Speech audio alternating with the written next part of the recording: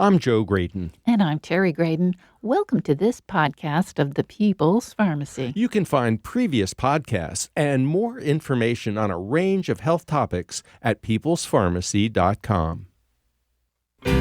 Immune reactions are both helpful and harmful. Immune cells fight infection, but they can also trigger inflammation. This is the People's Pharmacy with Terry and Joe Graydon.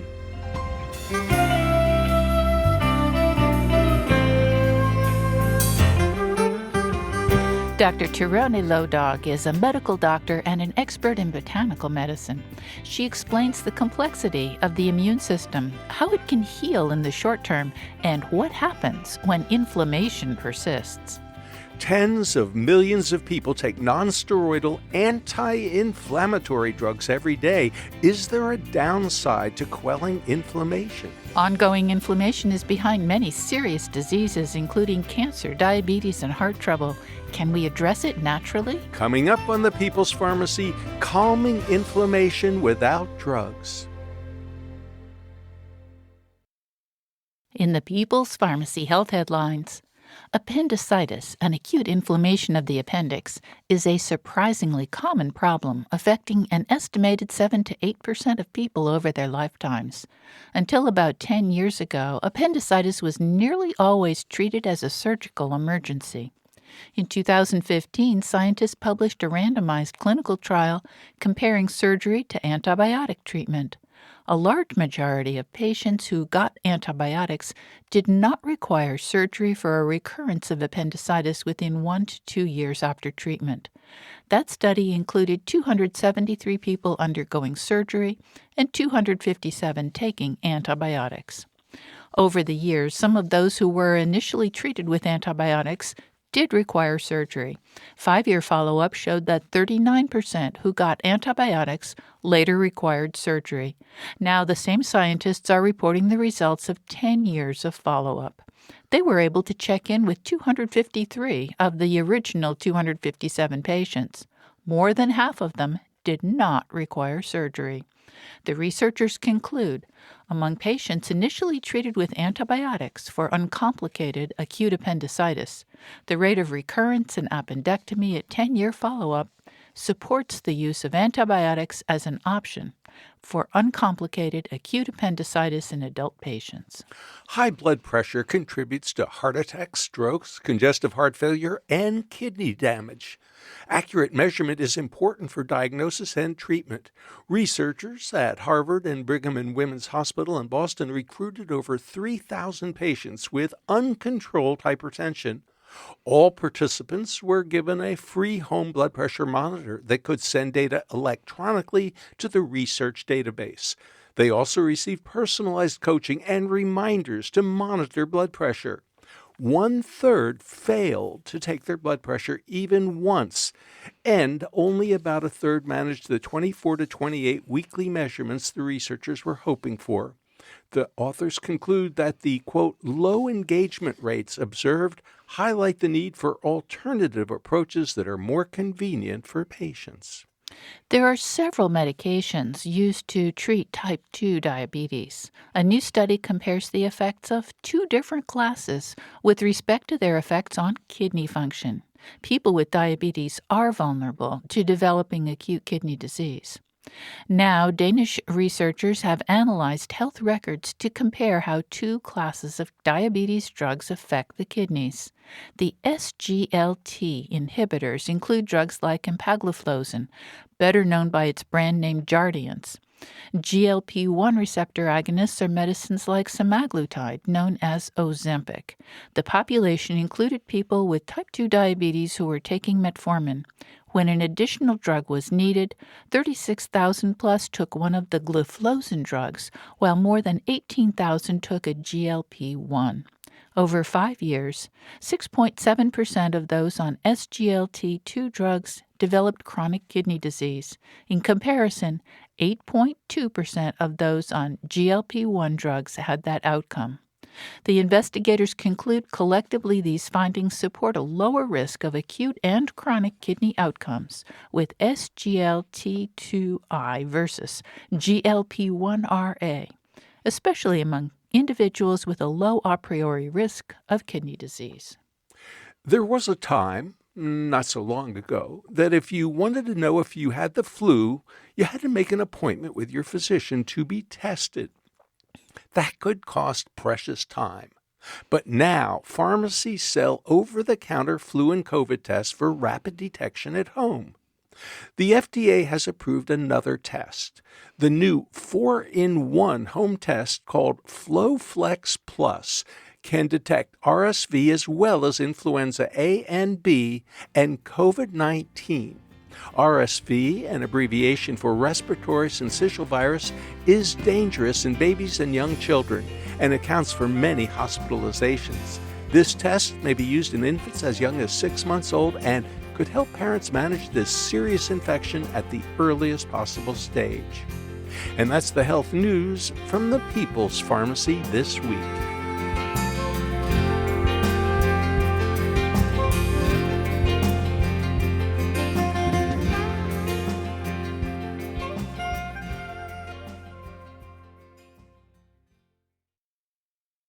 Welcome to the People's Pharmacy. I'm Terry Graydon. And I'm Joe Graydon.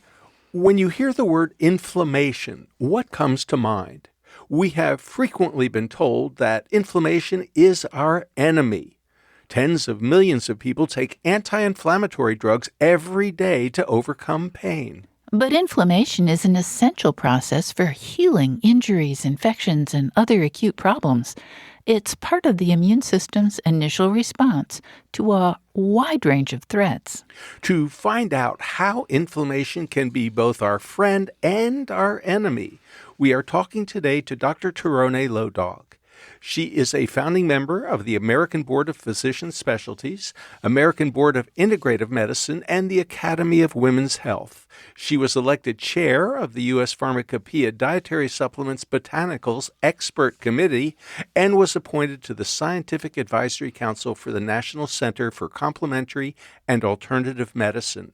Her books include Women's Health in Complementary and Integrative Medicine, Life is Your Best Medicine, and Fortify Your Life, Your Guide to Vitamins, Minerals, and more.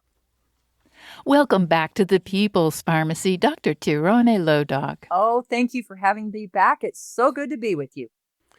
Well, Dr. Lodog, you are perhaps the most frequent guest on the People's Pharmacy and one of the longest. We have been talking to you for so many years. And our favorite. And our favorite, Don't without tell doubt. anybody else. But don't share that information. Thank so, you.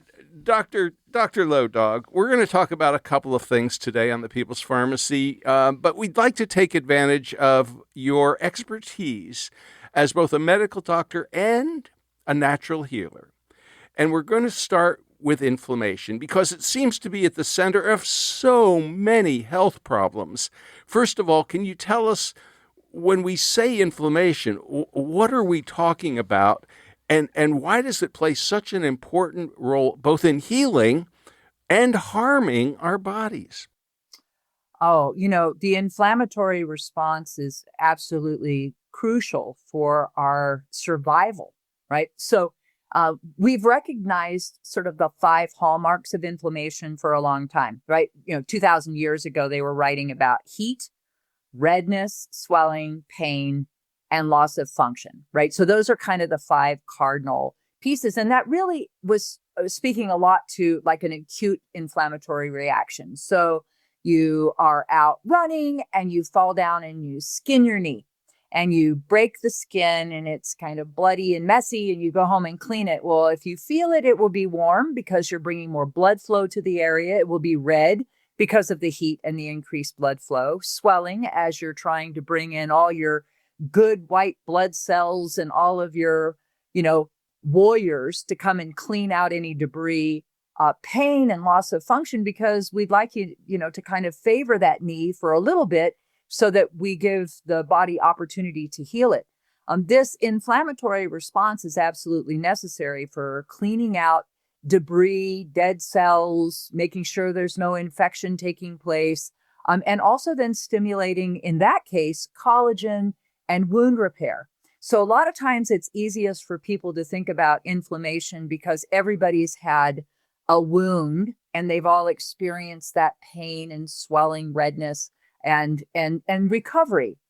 I think what a lot of people don't realize is that you can have similar inflammatory responses that are acute, like when you get a fever. That's your body's opportunity, right, to generate heat and activate your white blood cells and fight off infection, and then you get better. But you can also have inflammation that becomes more chronic, and I think that's something that's much newer on the scene. This understanding that there can be a low grade chronic burn going on in the body that is driving a lot of chronic disease. Let's talk a little bit about some of those chronic diseases because when we talk to various experts over the years about diabetes or Alzheimer's disease or arthritis, all kinds of problems that people have, various types of digestive problems, we say, well, what's behind it? And they say inflammation. So tell us a little bit about chronic inflammation and how it affects the body. So, the whole thing with chronic inflammation and the fact that it is the uniting underpinning root cause of all the conditions you just talked about, the progression of cancers, metabolic diseases, type 2 diabetes, depression, mental health challenges, heart disease. When I went to medical school, heart disease was just cholesterol, right? It's all cholesterol. And now we know that cardiovascular disease is really a disease of inflammation. So, when we look at these diverse things like depression, pain, periodontal disease, how do those all connect? They connect through this thing we call systemic inflammation. And, today we do so many things that drive that inflammation. We put on weight around the midsection, right? So visceral fat or tummy fat. And I don't mean the kind you can pinch. I'm talking about the deep fat that develops around our organs. High fructose, high saturated fat diets, that combination pattern, Western diets, not exercising, not moving, prolonged stress, just chronic physiologic or psychosocial stress. And then, of course, environmental exposures, endocrine disrupting chemicals and toxins in the environment. And an area that I have been mostly focused on lately is alterations in the oral and gut microbiota, the bugs that live there, and then leaky gums and leaky gut, and how that drives this systemic inflammation. Hippocrates said more than 2,000 years ago that all disease begins in the gut. And if we're going to think about chronic inflammation, we really have to focus on what's happening in the mouth and what's happening in the gut. Well, Dr. Lodog, I want to talk just a moment about that leaky gut. The gastroenterologists have a very nice terminology for it.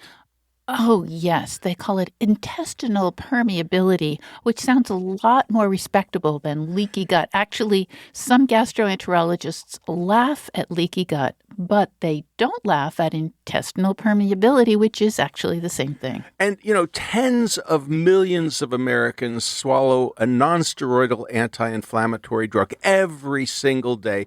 Maybe it's for their arthritis or their headache, whatever. And that's whether it's Advil or Aleve, that's to say ibuprofen or naproxen.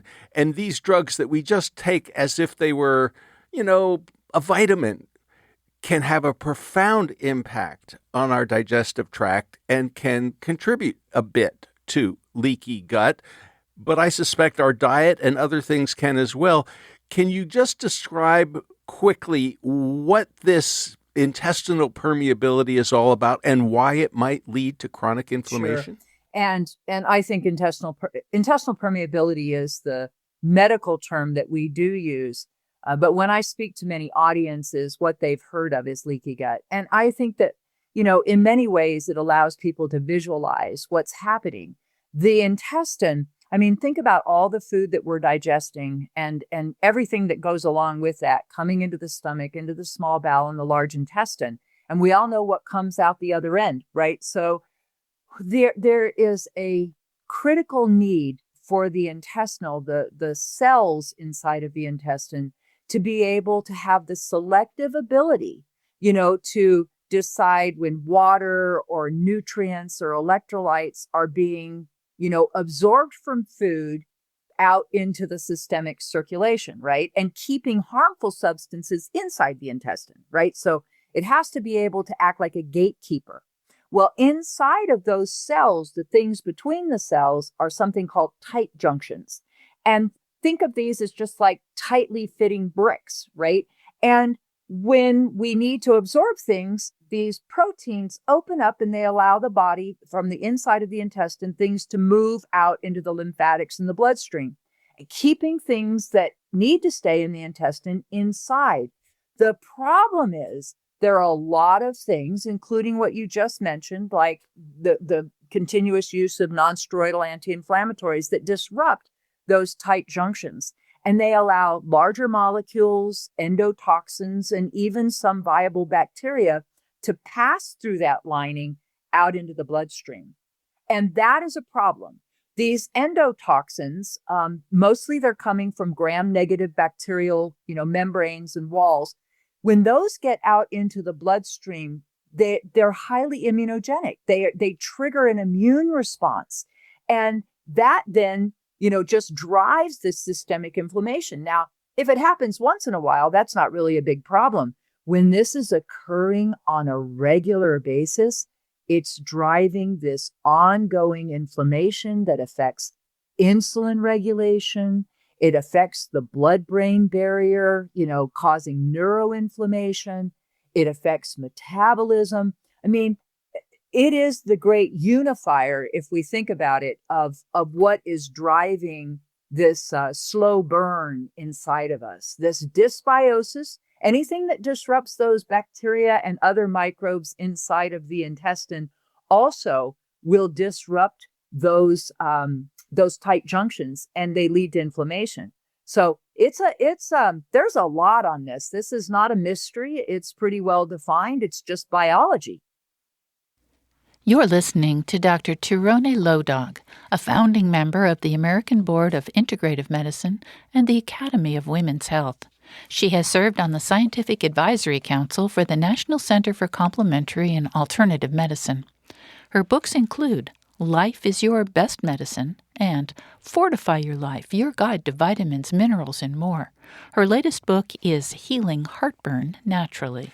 After the break, we'll learn what to do to help the immune system so it doesn't feel like it has to be vigilant every second. If fiber is a great way to support the immune system by supporting the gut, what should we eat? I love talking about breakfast because too many of us rely on high-carb, low-fiber options like pancakes or pastries. What would be better? We do worry about microplastics. We all have them in our bodies. Could they be triggering inflammation? Might brain inflammation be a reaction to infection? Could it lead to Alzheimer's disease?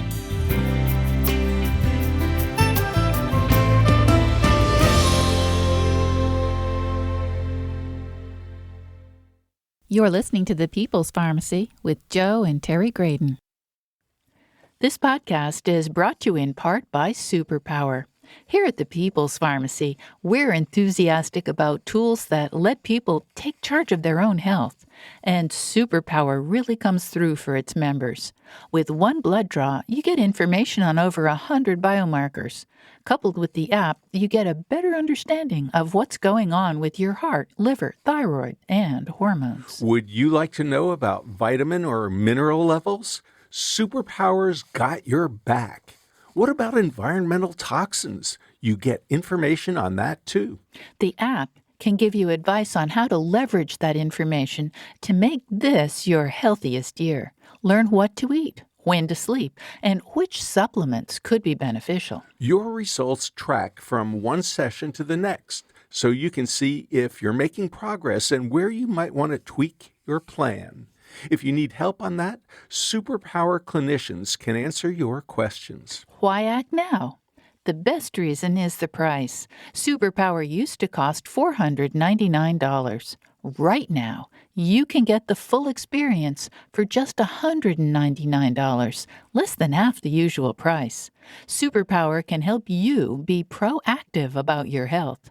You'll be tracking information on more than 100 biomarkers. Make this the year you stop guessing about your health with Superpower. Not only did Superpower reduce their price to just $199, but for a limited time, our listeners can get an additional $20 off with the code PPOD.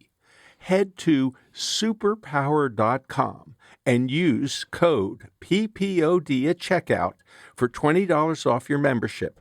After you sign up, they'll ask you how you heard about them. So please make sure you mention this podcast to support the show.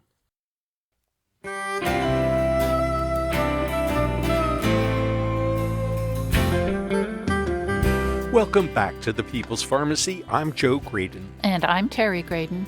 The People's Pharmacy is brought to you in part by Spatial Sleep, a non-drug approach to help you fall asleep and stay asleep without medications. More information at spatialsleep.com. And by Sonu, an FDA-approved drug-free treatment for nasal congestion and runny nose, using sound instead of steroids. More at getsonu.com. That's getsonu.com. Today, we're learning how to calm chronic inflammation. It's been estimated that 1 in 3 adults has inflammatory markers in their bloodstream. Inflammation contributes to conditions such as rheumatoid arthritis, lupus, psoriasis, cardiovascular disease, and metabolic conditions. We've been talking about the gastrointestinal tract. How does inflammation in our GI tract affect organs and the rest of our body? What's your favorite breakfast? Do you find a bagel and cream cheese keeps you going?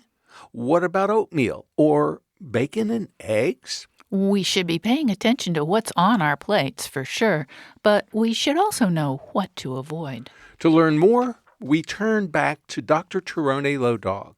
She is a founding member of the American Board of Physician Specialties and was elected chair of the U.S. Pharmacopoeia Dietary Supplements Botanical Experts Committee. Her books include Women's Health in Complementary and Integrative Medicine, Life is Your Best Medicine, and Fortify Your Life, Your Guide to Vitamins, Minerals, and More. Her latest is an e-book, Healing Heartburn Naturally.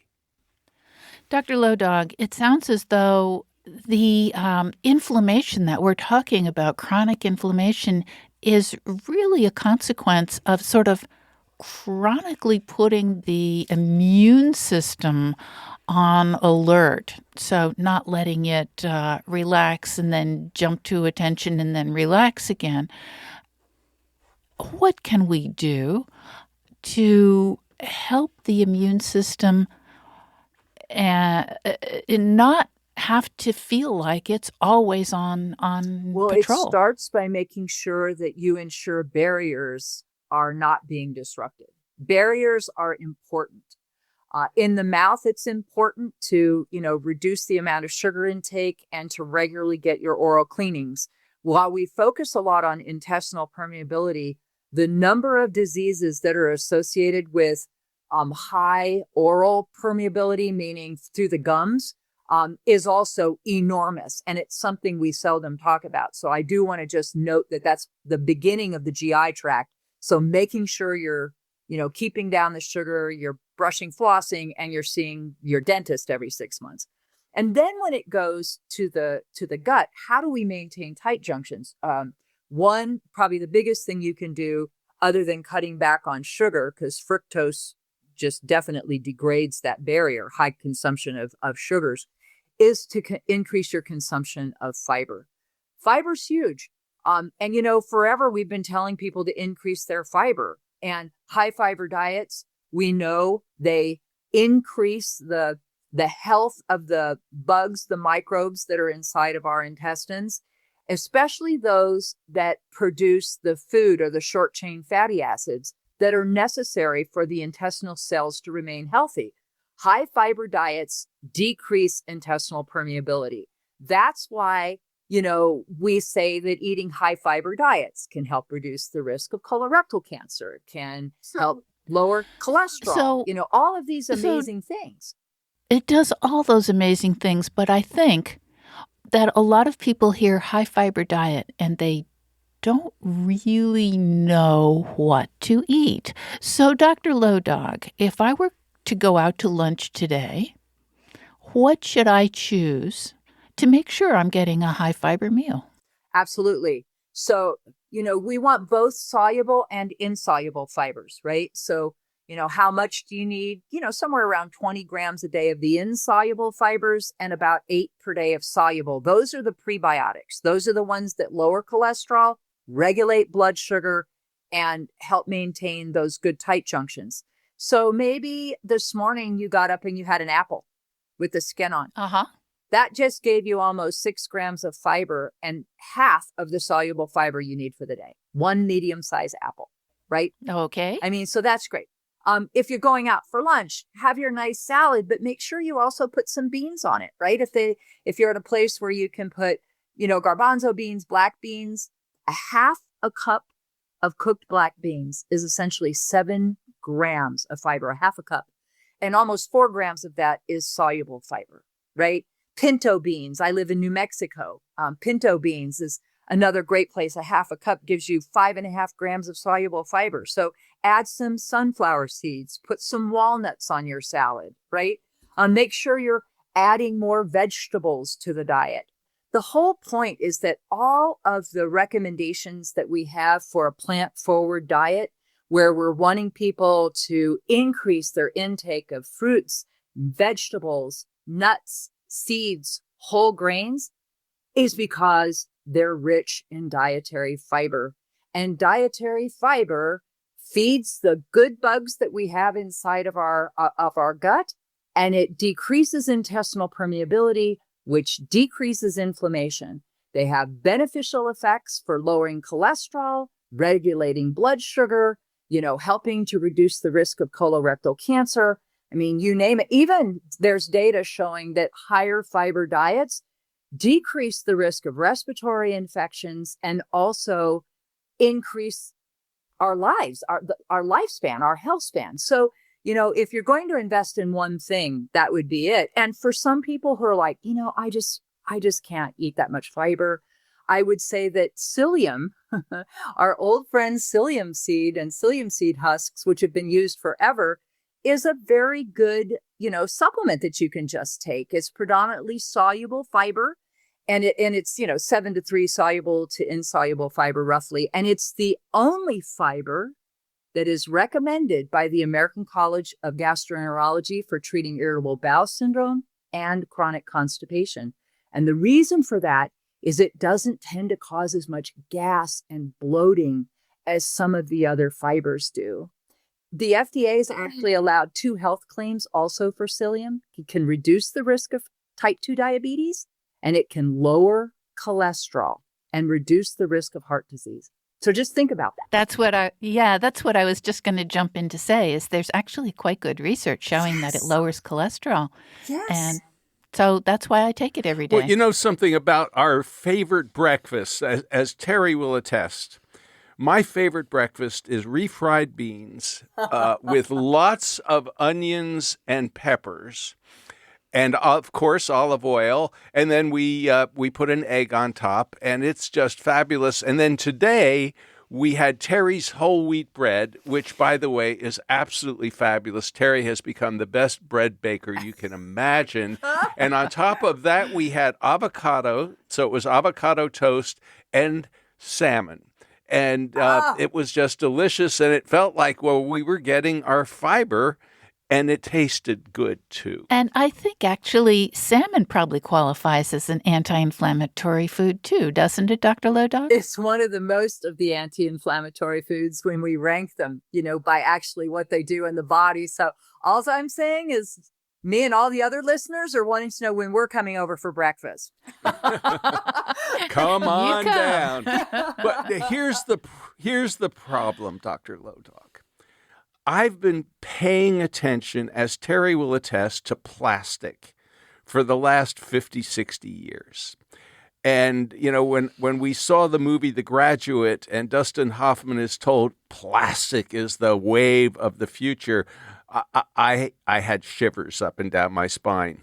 Well, Joe actually was paying attention when a grad school classmate of mine, we all got together, and his girlfriend had been working for the plastic industry as a newsletter editor.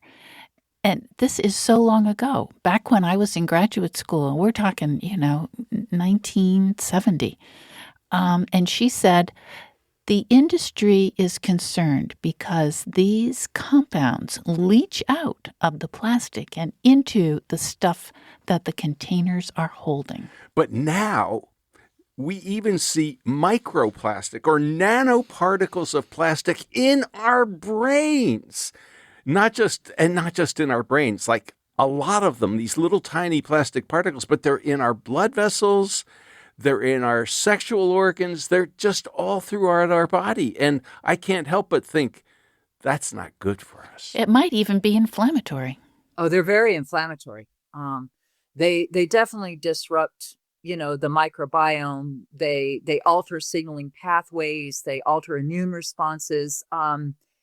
Yeah, it's interesting because my mother never liked plastic. She would never, or cans actually. She didn't like aluminum. She didn't like the way things tasted.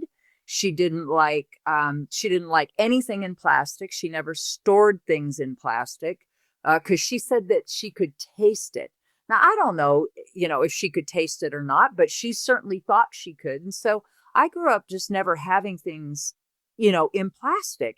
And I could never get the kids to not want to microwave in plastic when they were younger. And so I just got rid of everything that was plastic and bought glass containers for food storage. And, and I learned from my grandmothers to save every pickle jar and everything else and recycle the glass, and use them over and over again. Yeah. But this is concerning, even down to tea bags, right?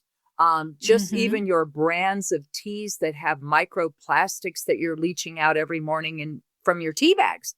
So this is a huge issue, and it's gonna be a challenge because it's so woven into food delivery, fast food packaging, food storage. But I would agree with you. And Joe, you were just way ahead of the crowd. Maybe my mom was too. Just not wanting plastics, but it is very inflammatory. Highly inflammatory, and they're accumulating everywhere. And we do know that they cause neuroinflammation. So think about this with young children and a lifetime of having these microplastics in their liver driving inflammation and in their brains. And what happens when you've exposed a central nervous system as well as other areas of the body to 60 years of neuroinflammation? Well, speaking of neuroinflammation, there is a growing theory that Alzheimer's disease and other forms of dementia may be in part neuroinflammation. And some people are suggesting maybe a reaction to an infection, like herpes simplex is reactivated, perhaps because of COVID or perhaps because of some other problem that stimulates, as we know, herpes is lingering in the brain for long periods of time. And now people are starting to look at anti-inflammatory approaches and maybe even antiviral approaches to dealing with the neuroinflammation. And what we're hearing is that some of the medications that have been used and are so super expensive to deal with amyloid may not really be solving the problem. Yeah. Well, it is interesting. There was a review that was done, a meta-analysis looking at Alzheimer's and then mild cognitive impairment, right? So looking at both. And they were looking at a variety of things, but in this case, they really found a very strong connection with oral inflammation, with periodontal disease. And those who had severe periodontal disease, the risk for Alzheimer's was almost fivefold more likely, an odds ratio of almost 5. It was kind of shocking. So if we step back again and go, okay, so in the gut and in the oral cavity, when there's this permeability, when there's inflammation in the mouth and there's leakage, or there's dysbiosis and there's increased intestinal permeability, these endotoxins from these gram-negative bacteria are getting out. These are what we call lipopolysaccharides, right? So you're going to see that word everywhere. But we know that when those are in the circulation, they degrade the blood-brain barrier and they turn on these cells, these little cells inside the brain called microglia that are normally just resting and happy, and they're there to clean up things when, or take care of an infection if it happens. But this turns it on. LPS, there's little receptors for them, and they turn on these microglia, and we know that they drive neuroinflammation. And when you measure lipopolysaccharides in people with depression or animals with depression versus healthy animals or people that are healthy without depression, lipopolysaccharides are quite high. And so, I agree, active infection, lingering infection, latent infection. But I would also have to say, step back, root cause. Root cause drives the inflammation down by making sure barriers, including the blood-brain barrier, is nice and strong. The gut barrier is nice and strong. I think that for so long, we keep just, like that saying is, we keep pulling people out of the river and keep finding new ways to, dry them off and to get them on their way. But nobody's really going upstream to figure out why they keep falling in the first place. That's why I'm excited with the new data looking at what's driving, what connects a bad diet, obesity, chronic stress, poor sleep, bad digestion, poor digestion. What connects all of these things to heart disease and metabolic problems and Alzheimer's and depression and anxiety, even osteoporosis, cancer, aggravation of autoimmunity? It's inflammation. And how do we tamp that down? And it starts with how we're born. It starts with how we're fed at birth. It starts with how many antibiotics we take when we're young, the diets that we eat, the way we manage our stress, and the health of our gut. So, it's a big topic, and you all have covered so many of these subjects over the years. And I would just say, all roads are sort of leading back. They're leading back to this root cause, which is this persistent inflammation and now microplastics, endocrine disruptors in the environment. I mean, there's just a lot of things. So we're going to have to figure out, how are we going to protect those barriers? How are we going to protect the gut and ultimately then the mind? You're listening to Dr. Tirone Lodog. She's a founding member of the American Board of Physician Specialties, the American Board of Integrative Medicine, and the Academy of Women's Health. Dr. Lodog has served on the Scientific Advisory Council for the National Center for Complementary and Alternative Medicine. Her books include Women's Health in Complementary and Integrative Medicine, Life is Your Best Medicine, and Fortify Your Life, Your Guide to Vitamins, Minerals, and More. Her latest book is Healing Heartburn Naturally. After the break, we'll learn about herbs that can help fight inflammation. There are a surprising number of them. What's the best way to get the benefits of turmeric, that yellow spice in curry? It's become one of the most popular herbs in the health food store and pharmacy. And we'll get a golden milk recipe that's really terrific. Most people have never heard about golden milk in the U.S. It's very popular in India. You do have to be a bit careful with turmeric or curcumin supplements. If you're taking anticoagulants, there could be an interaction. Yes, it could increase your risk for bleeding. We'll also discuss something you've probably never heard of, nattokinase. Why is it beneficial? We'll also find out about other ways to calm inflammation, like meditation, massage, or magnesium supplements.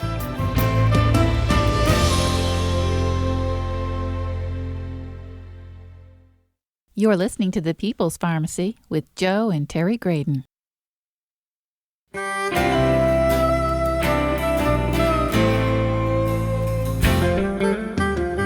Welcome back to the People's Pharmacy. I'm Joe Graydon. And I'm Terry Graydon.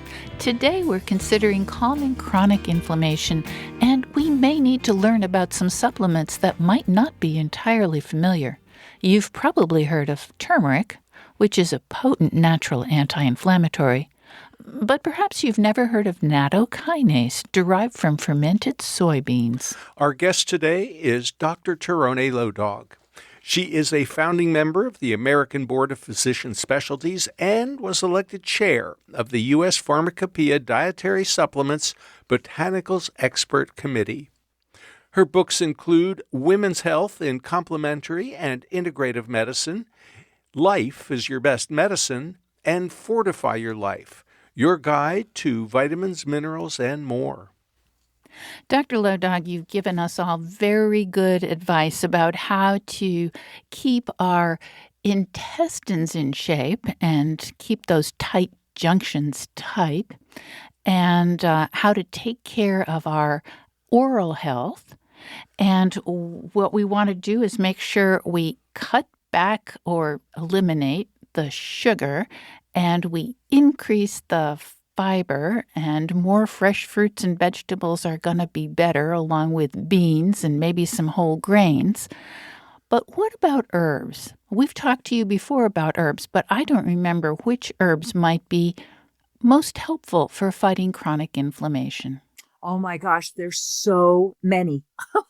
There's so many. So I'll go into detail into a few, but just having that, tea in the morning is good, especially green tea.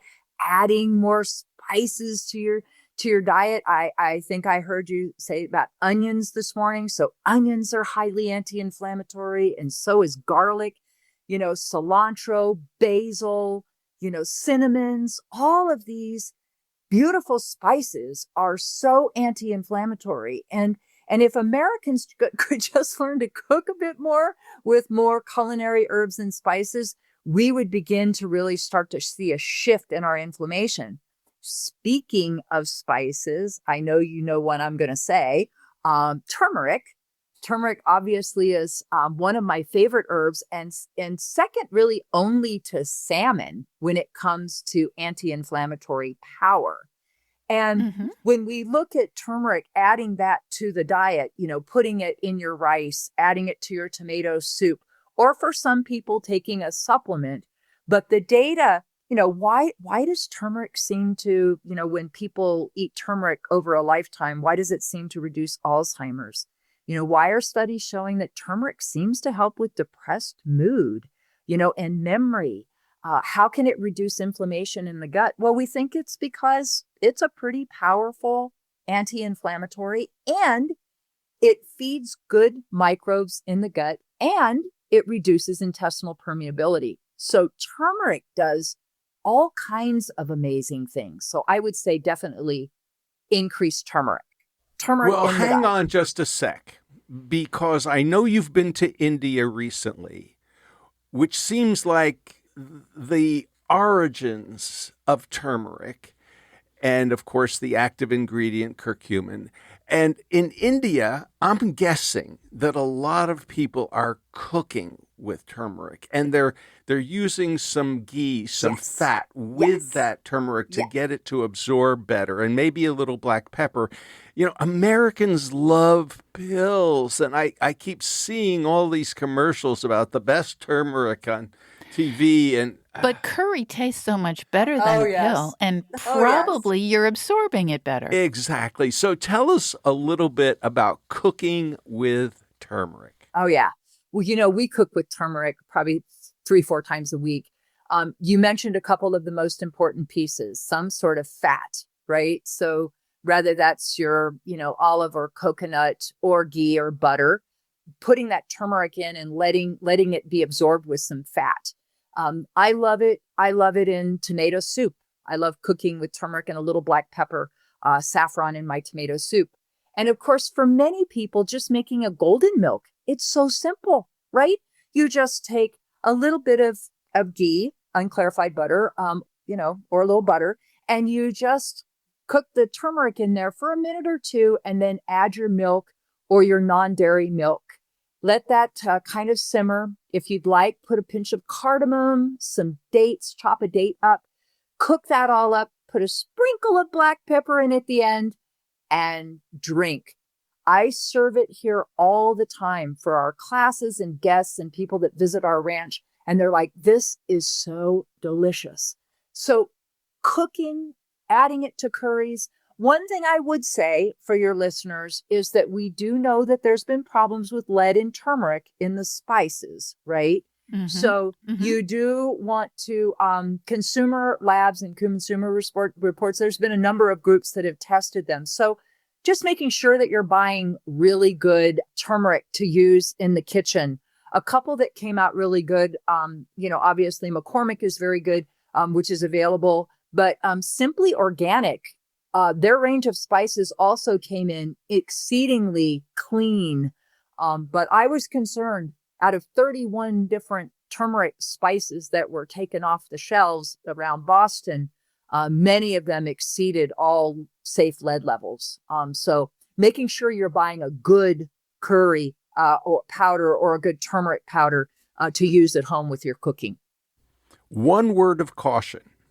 We have heard from a lot of people who are taking pills, supplements, that they end up with nosebleeds or sometimes other bleeding problems, especially if they're also taking an anticoagulant like warfarin at the same time. So apparently turmeric does have the ability to quote unquote thin the blood. Or perhaps interact with warfarin. So somebody on warfarin needs to be cautious, I would say, especially with supplements, but possibly also make sure that you don't overdo on the curry. Yeah, but I would say this about warfarin, just as a physician, changing your diet in a dramatic way will affect warfarin, just the way the kinetics work. And I used to tell the med students, if you have 4 answers and one of them's warfarin for an interaction, always choose it because it's so finicky. It interacts with a lot of things. It interacts with a lot of things. So I would tell any listener who's on something like a Coumadin or something for platelet aggregation and blood clots, you just have to be very careful with even any really dramatic changes in diet or adding supplements. Make sure you're working with your practitioner because we can always adjust your dose of your warfarin to accommodate your diet. It's just changing your diet around a lot can be problematic. I do have a quick question that's completely off the subject, but it has been reminded in my brain because of the conversation about turmeric as an anticoagulant in part. And that's something called nattokinase. Nattokinase. So what is nattokinase and why would it be beneficial? We heard from an internist, mainstream medical doc, highly placed at one point at Duke, and he said he and his wife are now using nattokinase to prevent clots. Yeah. So when you boil, natto's made from boiled soybeans, right? You ferment them with bacteria, and it creates nattokinase is the enzyme that comes from natto, Natto, right? We looked at this when I was at the USP, at the United States Pharmacopoeia, looking at it from a safety perspective, because it definitely does seem to have the ability to help with blood pressure, help prevent blood clots, etc. The problem with it is, when we're putting you on something to reduce blood clots and somebody who really has a high risk for them, we can control the dose so that we make sure you're not under or over coagulated. That's more challenging. It's more challenging. If you're looking at something, that can just kind of help with blood pressure and, maybe even brain health or things like this, having some of it in the diet isn't really a problem because, there's a food. Natto is a food. So I'd say that was fine. Where I would be cautious is if you were told you need to be on an anticoagulant because you have a high risk of throwing clots, I would say that this is not reliable because you can't keep a steady state. Right. So for that, you need a medication. Yes. It might be warfarin or it might be one of the others. Exactly. Dr. Lodock, Other approaches to calming inflammation, is there any room for things like mindfulness meditation, massage therapy, acupuncture? What are your favorite modalities? Walks in nature. You knew that would be my favorite. Getting That out. that that is great. Tell us a little bit more about that. Just being out wherever is like a place for you. So if it's around a lake or near the beach or walking in a park, if you live in a city, green spaces we know have a very beneficial effect on blood pressure, on mood, on our overall sense of well-being. And of course, we know that when we let little kids, there were some beautiful studies done looking at little children in daycares where they're out playing in the dirt or like planting plants. When we looked at their risk of infections like respiratory infections and also looked at their stool, their microbes, they are just much healthier than kids that don't get to play outside in the dirt. So I love being out in nature. I think it's one of the best things we can do for our health and our well-being. I meditate. I meditate also when I'm walking, but mindfulness can be very powerful for reducing stress and cortisol. Remember that this high cortisol that many people have from persistent stress, cortisol, also causes disruption of our gut bacteria. It drives systemic inflammation. So, helps us put on more weight in our tummies. So doing things that reverse that are important. Exercise can do that too, right? Physical activity, relationships, the power of connections and friends, finding ways, whether that's art or music, poetry, or affirmations, things that can help connect us to meaning and purpose in our lives. All of these things not only drive down inflammation in our bodies, and help our brains and help us from a physical health, but they also nurture and nourish our emotional and our spiritual selves. And when those three are in balance with each other, when we're addressing all three of those, is when we experience contentment and joy. And that's really what's so wonderful about being human. Many of your colleagues, Dr. Lodog, prescribe what we would call anti-inflammatory drugs. And we've already talked a little bit about the non-steroidal anti-inflammatories. But as you said, the body has its own cortisol, and doctors like to prescribe drugs like prednisone or methylprednisolone, and there are certainly times for those medications. When I lost my hearing temporarily, they brought my hearing back. I loved the drugs, but Terry will attest to the fact that I wasn't much fun to be around on big doses of prednisone. Joe gets weird. And rather So do I. rather irritable. Yes, it wasn't fun. How do we create our own, shall we say, more natural approaches to calming inflammation rather than relying on prednisone for weeks, months, and for some people years, especially when it's a condition like osteoarthritis? Well, I think there's so much that can be done. There's so much with herbal medicines that can help with, with like arthritis. And like turmeric, we just mentioned a little while ago, but there was a review done by Tufts researchers. They did a systematic review looking at all the studies, and they found that both turmeric and curcumin, more specifically, and boswellia, which is also known as Indian frankincense, that both of those were very effective at relieving arthritis pain and recommended it as another way of thinking about treating osteoarthritis without having all of the side effects, right? So, I think fish oil, also omega-3s, increasing your omega-3s, which, trying to drive towards a higher omega-3 index, that's something that can just be measured. A lot of my chronic pain patients, I try to increase their omega-3 index to 7 to 8% over time so that we're driving down inflammation and also helping with pain.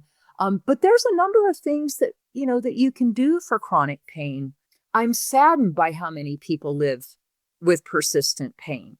And if you have, vitamin D, can I just even throw out vitamin D?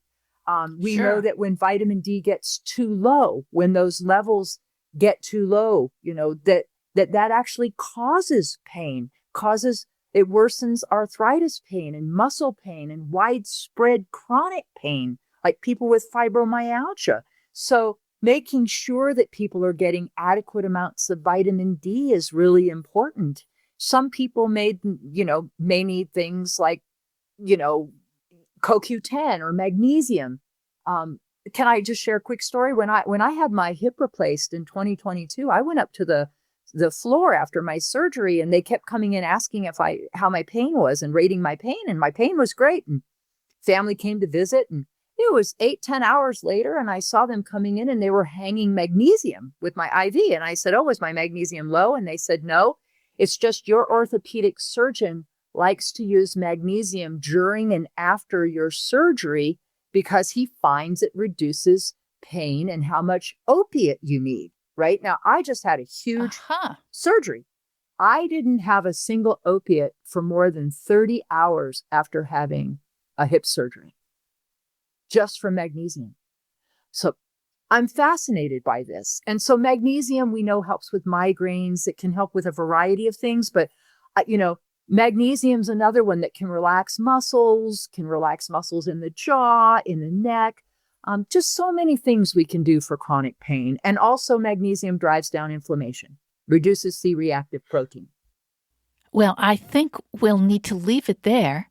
And it sounds like there are quite a few modalities that people could use to address inflammation, to address pain. Dr. Tirone Lodog, thank you so much for sharing that with us today on The People's Pharmacy. Thank you. It was a pleasure. You've been listening to Dr. Tirone Lodog. She is a founding member of the American Board of Physician Specialties, American Board of Integrative Medicine, and the Academy of Women's Health. Dr. Lodog has served on the Scientific Advisory Council for the National Center for Complementary and Alternative Medicine. Her books include Women's Health in Complementary and Integrative Medicine, Life is Your Best Medicine, and Fortify Your Life, Your Guide to Vitamins, Minerals, and More. Her latest work is an ebook, Healing Heartburn Naturally. Lynn Siegel produced today's show. Al Wodarski engineered. Dave Graydon edits our interviews. B.J. Liederman composed our theme music. This show is a co-production of North Carolina Public Radio, WUNC, with the People's Pharmacy. Today's show is number 1460. You can find it online at peoplespharmacy.com. That's where you can share your comments about this episode. You can also reach us through email, radio@peoplespharmacy.com. Our interviews are available through your favorite podcast provider. You'll find the podcast on our website on Monday morning. At peoplespharmacy.com, you could sign up for our free online newsletter to get the latest news about important health stories. When you subscribe, you also have regular access to information about our weekly podcast. We'd be so grateful if you would write a review of the People's Pharmacy and post it to the podcast platform you prefer. If you find our topics interesting, please share them with friends and family. In Durham, North Carolina, I'm Joe Graydon. And I'm Terry Graydon. Thank you for listening. Please join us again next week.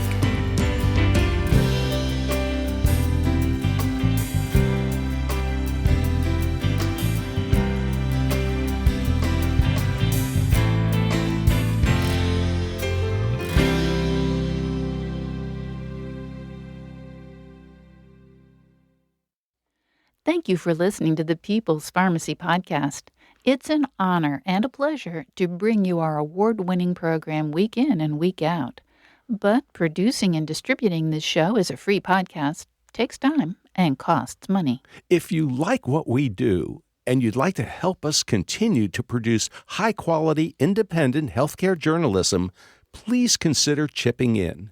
All you have to do is go to peoplespharmacy.com/donate. Whether it's just one time or a monthly donation, you can be part of the team that makes this show possible. Thank you for your continued loyalty and support. We couldn't make our show without you.